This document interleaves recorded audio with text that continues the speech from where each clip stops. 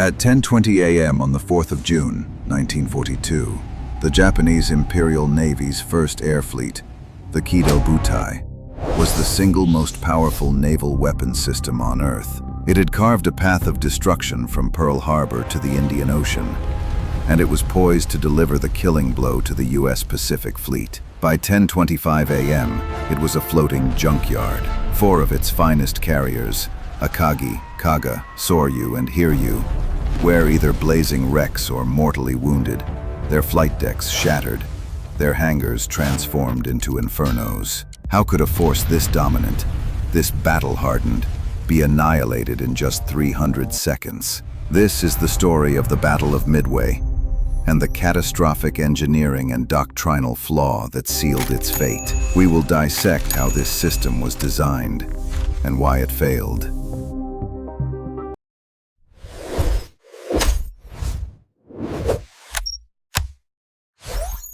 The failure at Midway was not a simple stroke of bad luck. It was a vulnerability engineered directly into the Kido Butai's very DNA. To understand why, we must first analyze the strategic situation in the spring of 1942. 6 months after the attack on Pearl Harbor, the Empire of Japan was at high tide. Its naval aviation arm was peerless, its pilots seasoned veterans, and its strategic objective was clear: eliminate the remaining American carriers and secure a defensive perimeter so vast it would be impenetrable. Admiral Isoroku Yamamoto, Commander-in-Chief of the Combined Fleet, conceived Operation Midway, invasion of Midway as the final, decisive battle. The plan was a complex masterpiece of logistics and deception, designed to lure the U.S. Pacific Fleet, particularly its carriers, into a kill zone. The centerpiece of this plan, its sharpest spear tip, was Vice Admiral Chuichi Nagumo's first air fleet. When we dissect the Kido Butai's operational doctrine, we find a system built exclusively for the offense. Japanese naval philosophy prized the overwhelming, preemptive first strike above all. The carriers were not mere floating air bases. They were the mechanisms of a continuous, high-speed assault.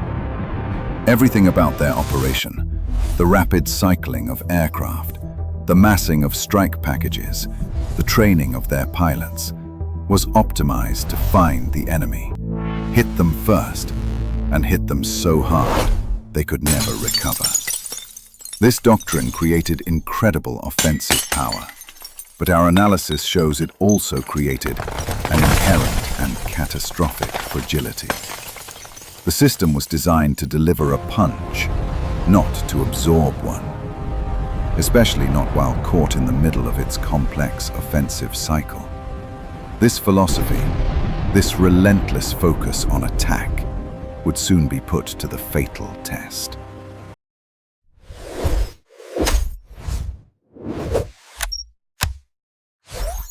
The decisive moment at Midway was not a duel of dreadnoughts, but an equation of physics. It was a contest between two opposing engineering philosophies.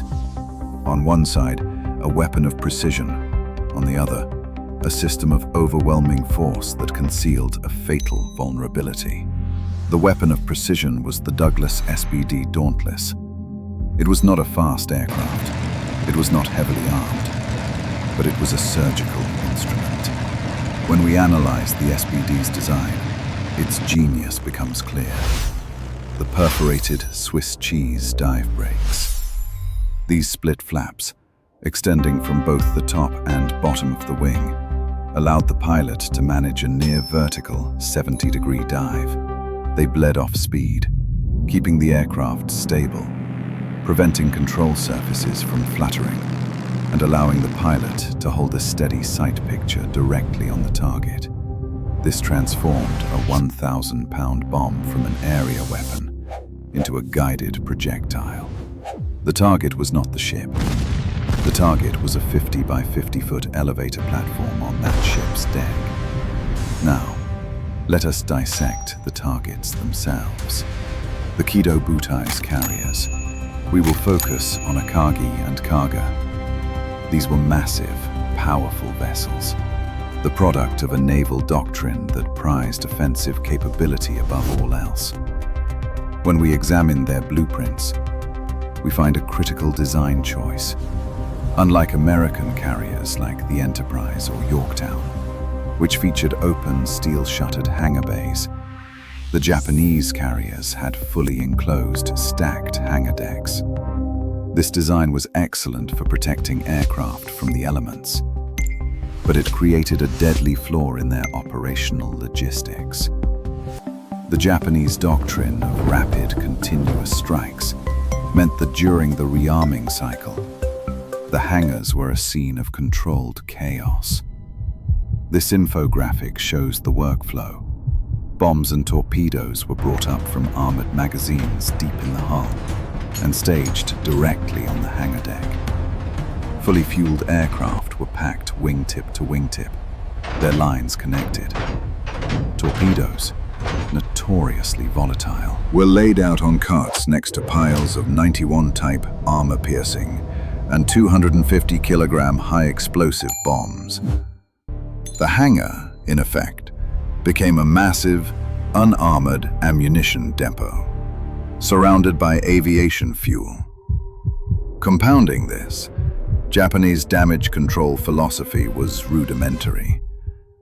Their fire suppression systems relied on CO2 flooding and manual foam carts, hopelessly inadequate for containing a multi-ordnance, fuel-fed conflagration. The SBD Dauntless was the key, and the enclosed, ordnance-filled hangar was the lock. The SBD wasn't designed to sink the cargo with brute force. It was designed to pierce its thin, unarmored flight deck and ignite the catastrophic potential packed just beneath it.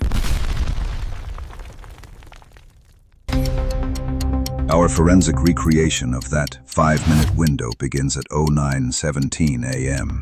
The first American attacks, disjointed, uncoordinated torpedo runs from TBF Avengers and B-26 Marauders, are repelled with ease by the Japanese Combat Air Patrol, CAP. Then, at 09:25 a.m., comes the sacrifice. 15 TBD Devastator torpedo bombers from Torpedo Squadron 8, launching from the USS Hornet, arrive without fighter escort. They are slow, obsolete, and they press their attack at wave-top height. Admiral Nagumo's CAP, composed of the peerless A6M0 fighter, does exactly what it was trained to do. It descends from its high-altitude patrol, dropping to sea level to intercept this immediate threat. This 3D visualization shows the tactical situation. The Zeros are like sharks, swarming the low-level intruders. Not a single TBD from VT-8 survives the run. It is a massacre. But it is this very massacre that seals the Kido Butai's fate. The CAP is now at sea level, out of position, and low on fuel and ammunition. Simultaneously, a crisis in engineering and logistics is unfolding below decks. An hour earlier, Nagumo, believing he had only Midway's land-based air to deal with, had ordered his second wave strike rearmed with high-explosive bombs for a ground attack. Then, the delayed report from the Tones scout plane finally arrived. Enemy force accompanied by what appears to be one aircraft carrier. The order was reversed. Panic ensued. This cross-section of the Kaga's hangar shows the result. Torpedoes that had been stowed were being wheeled back out. High-explosive bombs that were about to be armed were left on carts, next to the torpedoes, next to the fully fueled aircraft. The hangar decks were a tinderbox of volatile ordnance and aviation fuel, the very vulnerability we identified in Act 3. At 10:20 a.m., the Japanese carriers are at their absolute point of maximum vulnerability. Their fighters are on the deck, and their hangars are live ammunition depots. At 10:22 a.m., Lieutenant Commander Wade McCluskey, leading the SBD Dauntlesses from USS Enterprise, spots the wake of a lone Japanese destroyer and follows it, Peering through the clouds, he finds the entire Kido Butai completely exposed. At 10:24 a.m., McCluskey and his 36 aircraft begin their 70-degree dives. No Zeros oppose them. They are invisible, unheard, until the whistling of their dive brakes cuts the air. Our analysis shows the hits on the Kaga at 10:25 a.m. The first 1,000-pound bomb, dropped by Lieutenant Earl Gallagher, smashes into the aft flight deck, igniting aircraft. The second and third strike near the forward elevator, blasting it sideways. The fourth bomb, dropped by Lieutenant Dick Best, hits near the bridge, killing most of the command staff. These bombs penetrate the unarmored deck and explode in the upper hangar. The effect is instantaneous. The staged ordnance, the fuel lines, the packed aircraft, they detonate in a catastrophic cascading chain reaction. Seconds later, it is the Akagi's turn. The first bomb misses, but the second, also from Dick Best's group, some reports credit Best himself, strikes the midship elevator. This visualization shows the bomb's trajectory. It penetrates the wooden planking and explodes directly in the upper hangar, landing amongst the fully armed Kate torpedo bombers being readied for the strike. The resulting fireball and secondary explosions rupture the ship's internal fire mains. The Akagi, Nagumo's flagship, is turned into an uncontrollable inferno in less than 60 seconds. At the same time, SBDs from the Yorktown dive on the Soryu, scoring 3 direct hits. She too is engulfed in flames. It was over. 3 carriers, the core of the Japanese Navy, were neutralized. The 5-minute window was a perfect storm where tactical doctrine, engineering design flaws, and the physics of a dive bomber attack converged into total annihilation. The 5-minute window at Midway is often portrayed as a miracle, a 1-in-a-million stroke of luck. But our forensic analysis concludes otherwise. It was not a miracle. It was an inevitability. It was a catastrophic systems failure, where a rigid doctrine and a specific engineering vulnerability collided. The tragic flaw of the Kido Butai was not a single component, but the system itself. The Japanese naval doctrine was built entirely around the Bushido concept of the perfect, overwhelming offensive strike. This philosophy was engineered directly into their carriers. When we analyzed the design, the enclosed hangar deck was a critical error. It was a feature optimized for high-tempo offensive operations in all weather, but it created an unarmored containment box for fuel vapors and high explosives.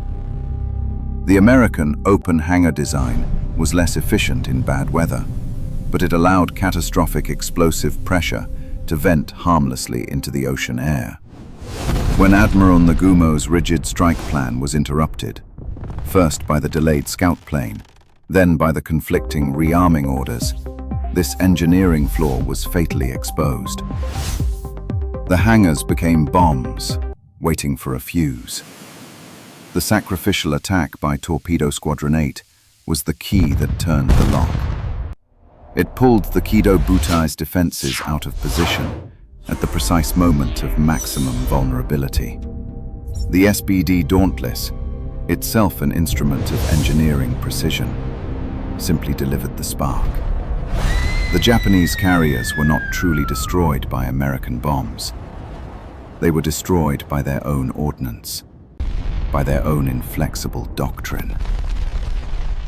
Midway was not a lucky shot. It was a lethal, cascading failure of systems engineering. A lesson that resilience, not just aggression, is the true measure of a weapon's design. Shattering under the battle's outcome was now inevitable. Absorbs the blow. The Kaga, Soryu, and Akagi were scuttled by their own crews, taking their engineering flaws and the myth of Japanese invincibility 4 miles down to the cold, dark floor of the Pacific. They remain there today, a silent testament that the most complex machine can be undone by a single, overlooked assumption. and that the sea offers no forgiveness for a design that is not built to survive.